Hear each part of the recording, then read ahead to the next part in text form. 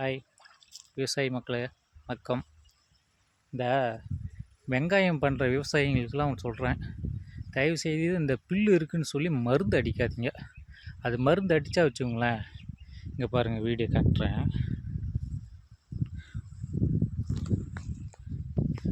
பாருங்கள், அப்படியே அந்த நுண்ணிலாம் அப்படி பழுத்து போடுது.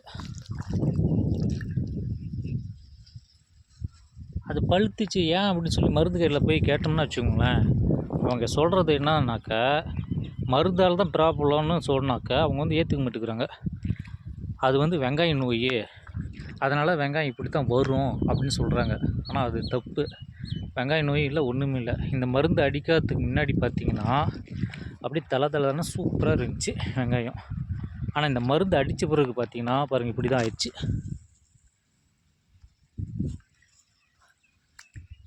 இல்லை பழுத்து அந்த குருத்து அப்படியே செவந்துருச்சு. நானும் என்னென்னமே பண்ணி பார்த்தேன், ஒன்றும் வேலையை ஆகலை. அதனால் தயவுசெய்து சொல்கிறேன், ஆளை விட்டு களை வெட்டிக்கிங்க வெங்காயத்துக்கு மட்டும். மித்ததுக்கெல்லாம் மருந்து ஓகே, ஆனால் வெங்காயத்துக்கு மட்டும் மருந்து செட் ஆகலை.